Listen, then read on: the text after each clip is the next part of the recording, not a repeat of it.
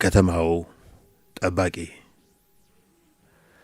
አስታውሳለሁ የተገናኘነው ከጥቂት ዓመታት በፊት የአድዋ ድል በዓል በሚከበርበት በዳግማዊ ምኒልክ ሐውልት አጠገብ ነበር። የቅዱስ ጊዮርጊስን ቅጽር ተደግፌ ከፊት ለፊት ያለውን አጀብና ግርግር በመመልከት ላይ ነበሩ። ራሳቸውም በነጭ ነጠላ ሸብ ያደረጉ፣ አናታቸው ላይ አንፋሩ የደፉ፣ ለምድ የለበሱ፣ ጋሻ ጦርና ባንዲራ የያዙ ድምተኞች ከፊት ለፊቴ እየተርመሰመሱ ያልፋሉ።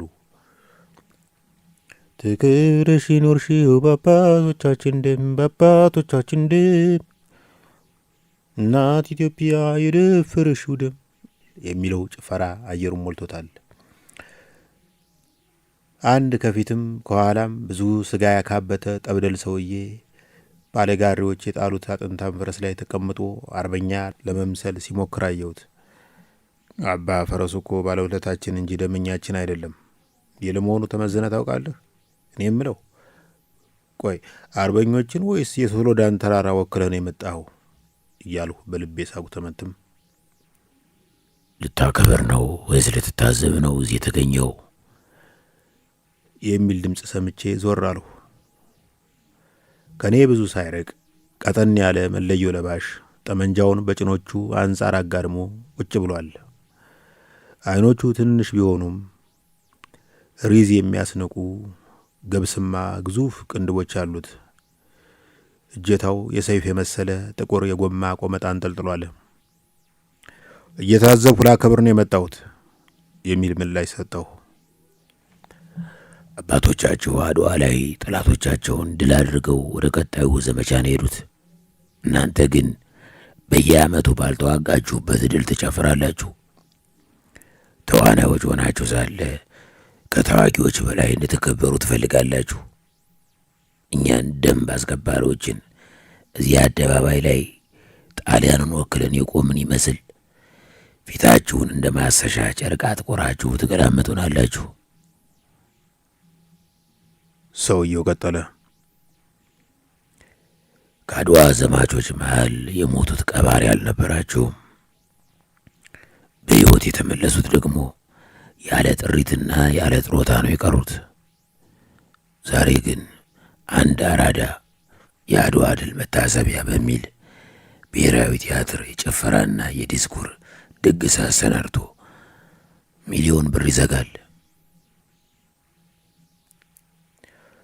አርበኞች የተዋጉልን እኮ እንደነሱ መከራ እያየን እንድንኖር አይደለም፣ እንዲያልፍልን ከነሱ የተሻለ እንድንኖር እንዲመቸን ነው አልኩት ፈገግ ብዬ።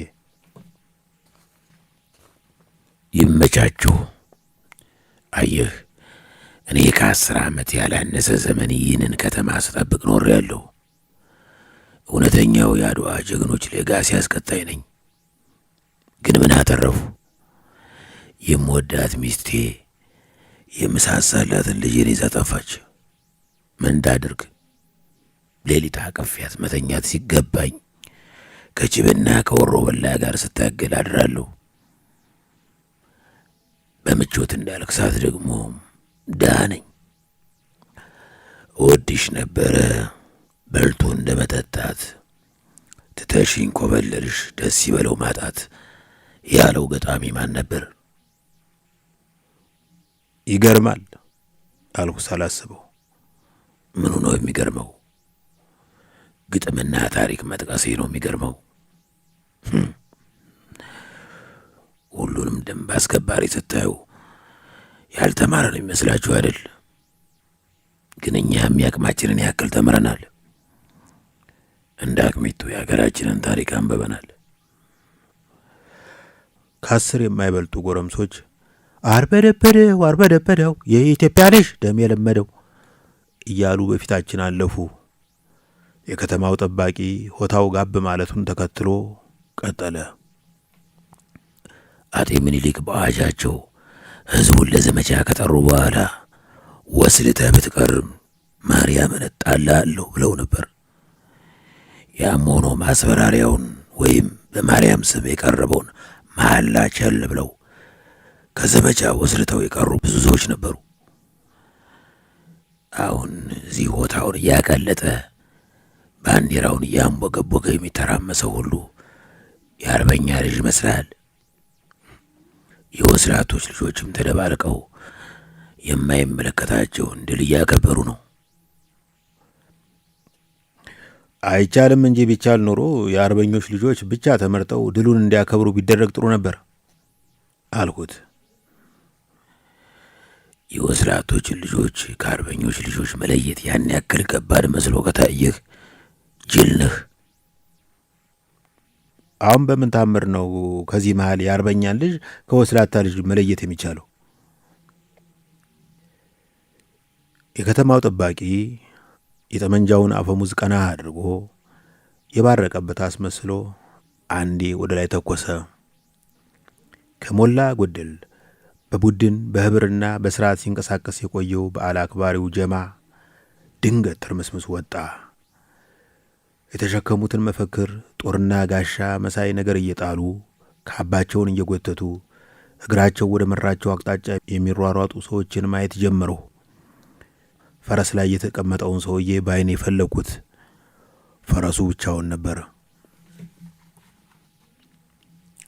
የከተማው ጠባቂ ከፊት ያለውን ትርምስ ፈገግ ብሎ እየተመለከተ እንዲህ አለ። አሁን በርግገው ከዚህ የጠፉት የወስላታ ልጆች ናቸው። ከከተማው ጠባቂ ሕይወት በአንዱ ቀን እንዲሆነ ገና መምሸት መጀመሩ ነው። ቀበና በጊዜ ጭር ብሏል።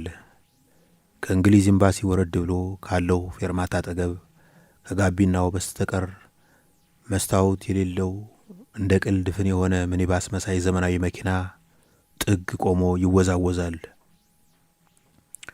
የከተማው ጠባቂ በልምድ ይሄ ምን ማለት እንደሆነ ያውቃል። የሆኑ ጥንዶች መኪናው ውስጥ ወሲብ እየፈጸሙ ነው። በቆመበት በሚናወጠው መኪና ግንባር ላይ መድኃኔ ዓለም አባቴ የሚል ጥቅስ አይቶ ፈገግ አለ። ኦ አንተ የተቀደስክ ሸፋዳ ሕዝብ ብሎ ለራሱ አጉተመተመ። ብዙ ጊዜ መኪና ውስጥ የሚዋሰቡ ጥንዶች ትዳር ያላቸውና ከትዳራቸው ውጭ የሚማግጡ መሆናቸውን ያውቃል። የከተማ ጠባቂው እንደሚያምነው ሁሉም ባለ ትዳር በሁለት ይከፈላል። ከትዳሩ ውጭ የሚሄድና እድሉ ያልገጠመው። ባለ ትዳር ሆነው ከሌላ ሰው ጋር የሚቀብጡ ሰዎች ለምስጢራዊ ግንኙነታቸው ሆቴል ወይም የእንግዳ ማረፊያ አይጠቀሙም። ለአልፎ ያጅ እይታ ተጋላጭ ያልሆኑ በሐሜት ቡዳ የማያስበሉ ቦታዎችን ይመርጣሉ። አቅም ካላቸው የሚያውቃቸው ወደማይኖርበት ሀገር ይሄዳሉ። ጊዜ የማይሰጥ የመዳራት መንፈስ ካጣደፋቸው ደግሞ እንዲህ ያለ መኪና አሳቻ ቦታ ላይ አቆመው ለቆመው ምላሽ ይሰጣሉ።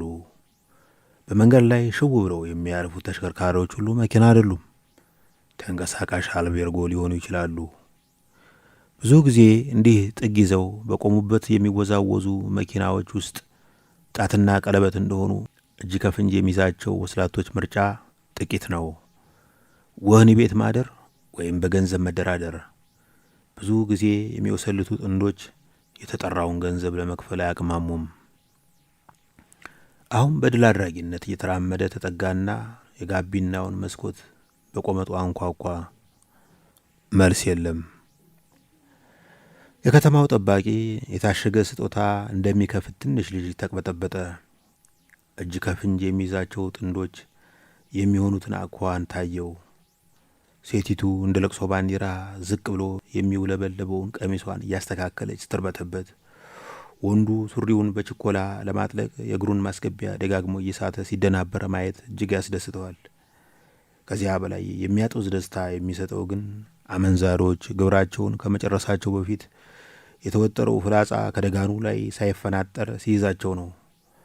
ድሮ ልጅ እያለ ተቆላልፈው የሚሄዱ በስሪያ የተጠመዱ የመንደር ውሾችን መደብደብ ያዝናናው ነበር። የሌሎችን ወሲብ ማቋረጥ ከወሲብ በላይ እርካታ ይሰጠዋል። ምናልባት ከዚህ የተሻለ ብቸኝነቱን የሚበቀልበት መንገድ አላገኘም። በኃይል አንኳኳ። አቧራ የለበሰው የጋቢናው መስታወት ሸርተት ሲል አንድ ድካም የተጫጫነው ጠና ያለ ፊት ብቅ አለ። ችግር አለ ጌታዬ አለ ነጂው። ከዚህ ሁሉ ምድር በሞላ ያንተ መኪና የቆመበት መሬት ብቻ ተለይቶ የሚንቀጠቀጠው ምን አይነት ኃጢአት ብትሰራ ነው? አለ የከተማው ጠባቂ በድል አድራጊነት ፈገግ ብሎ። ጌታዬ፣ ነገሩ እንደሚያስቡት አይደለም አለ ነጂው። ምን ተባተቡን ትተህ ውረድና ክፈት። ይቅርታ አድርጉልኝና መክፈት አልችልም። ትከፍታለህ። ነጂው ሰውዬ ትንሽ ካቅማማ በኋላ ወርዶ የድፍኑን ሚኒባስ ጀርባ በር ወደ ጎን ሸርተት አድርጎ በከፊል ከፈተው። የከተማው ጠባቂ ገርበብ ባለው በር በኩል ፊቱን አስገብቶ ወደ ውስጥ ማየት ጀመረ። ከውስጥ አንድ ሽሮአማ መልክ ያለው ግዙፍ ሰንጋ ወዲያ ወዲህ ይንቆራጠጣል። የሚሸጥ ነው አለ የከተማው ጠባቂ በምን ተፍረት የሆነ ነገር ለማለት ያህል። እየተገዛ ነው ጌታዬ አለ ነጂው። የቀድሞ የኮከበ ጽባህ ተማሪዎች መረዳጃ ማህበር በየዓመቱ ለዳግማዊ ትንሣኤ ሰንጋ እየገዛን በመንደራችን የሚኖሩ ድሆች እናበላለን። አሁን ማህበሩ በመዋጮ የገዛውን ሰንጋ ወደ ማደሪያው ለማድረስ ከሰዎች ጋር ስልክ ስነጋገር ቆይቼ ትንሽ ሸለብ አደረገኝ። መንጃ ፈቃድ አለህ? አለ የከተማው ጠባቂ። መንጃ ፈቃድ ሲሉ የመኪናው ወይስ የሰንጋው? የከተማው ጠባቂ ምንም ምላሽ ሳይሰጥ ወደ የካ ተራራ አቅጣጫ ፍዝዝ ብሎ ሲመለከት ከቆየ በኋላ ሰንጋውን ለመግዛት ስንት አዋጣችሁ? የሚል ጥያቄ ሰነዘረ። ከ5,000 ጀምሮ አዋጥተናል። የከተማው ጠባቂ ከጥቂት ደቂቃዎች በኋላ ተሰናብቶ ጥቂት ከተራመደ በኋላ ተመልሶ ለነጂው እጁን ዘረጋ። ምንድን ነው? አለ ነጂው። 300 ብር ነው። የትም ባልደርስም እኔም የኮከበ ጽባህ ተማሪ ነበረው። አውቃለሁ 300 ብር ብዙ አይደለም፣ ግን አለ አይደል ዕጣን ወይም ቄጤማ ሊገዛ ይችላል።